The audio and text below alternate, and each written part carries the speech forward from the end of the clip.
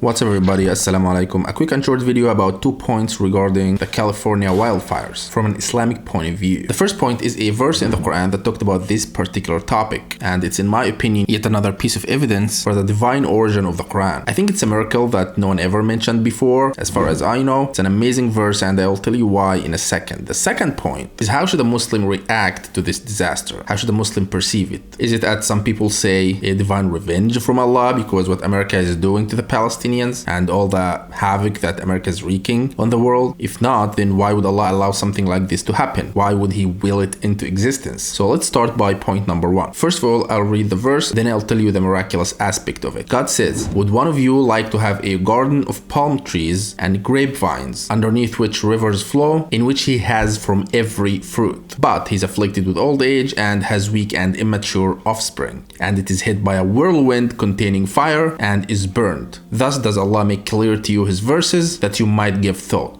So first of all, tornadoes, according to Wikipedia, happen in North America. It's not really a common occurrence in the Arabian desert, let alone a fire tornado, which is like a column of wind and fire that moves very quickly in kind of rotational movement and is very destructive. And that also happens almost exclusively in areas of the world where there are forests. These things didn't really exist in the Arabian desert. And as far as we know, Prophet Muhammad never seen a whirlwind containing fire. That's really something that would be very foreign and bizarre for the Arabian mind to even picture back in the 6th century, yet it was mentioned in the Quran, and the verse mentioned a garden with palm trees and grapevines that's hit with a tornado and fire. Well, California is known for its palm trees, it's California's thing, and if you watch the fire, the videos are everywhere, you see how palm trees contributed in spreading the fire. They are very tall, and the embers hit them, and then the palm tree burns and keeps burning for hours or probably days, emitting more and more embers that then spread everywhere. Now, obviously, I'm not saying that the California fires in particular were mentioned in the Quran. It's just worth contemplating. A garden of palm trees and grapevines hit with a fire tornado that burned it down and reduced it to ashes. Prophet Muhammad never saw a forest that would justify something like a fire tornado happening. How would he know about a phenomenon that's native to South America? Yet another verse in the Quran that you really need to ask yourself, how would Prophet Muhammad know this unless these things were communicated to him by God?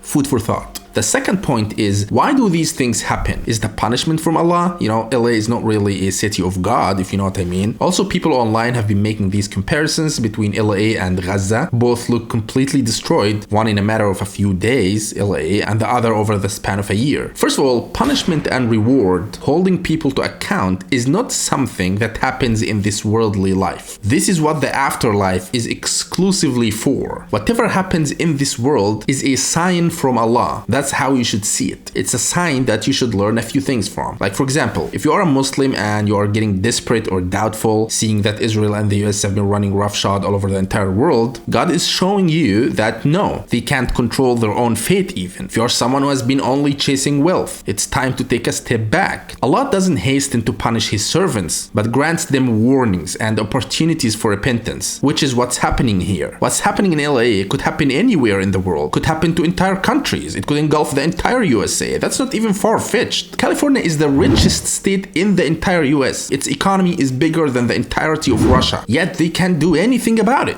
If Allah ordered the wind to never stop, it will never stop. If that doesn't make you think twice about how is this a sign of the might of Allah, I don't know what to tell you. These multi-million-dollar mansions that people spend their entire lives working to be able to afford, these Hollywood elites, these millionaires and billionaires who probably didn't want to lose a contract, so they never really said a word about anything that mattered in this world. They lived their entire lives following falsehoods and lies just to keep their wealth, and now it's all gone. It's all ashes now, ashes and rubble. God is simply telling you that everything is in His hands. President-elect Trump had said something very interesting a few days ago. He said that all hell will break loose if Gaza hostages aren't released by the time he's in office. It's like, no, you don't really control that. You don't really control where and when to let hell break out. Because it's a literal inferno in LA, literally. Muslim or not, you need to think about this. Is this really random? Allah says in the Quran, they denied our signs, all of them, so we seized them with the seizure of the one exalted in might and perfect in ability, which is Allah. One of the richest places on Earth, California, is now being destroyed by wind. And up till this point, they still can't control it. Hollywood controls the minds of the world, or at least has for a long time. And just like that, they can't even save themselves. This is downright apocalyptic. And if you're a Muslim who thought that America is controlling the world or there is nothing we could do, God is reminding you that no, it could all be over in a second. One day, not only a city will be destroyed, but the entire earth will be destroyed, and we will be summoned to stand before God and answer for everything that we did in this life, including how we reacted to Allah's signs when He gave them to us. If you want to learn about Islam, go to chatandDecide.com. See you in the next video. Please leave a like and comment. Subscribe to the channel if you haven't already. See you in the next video.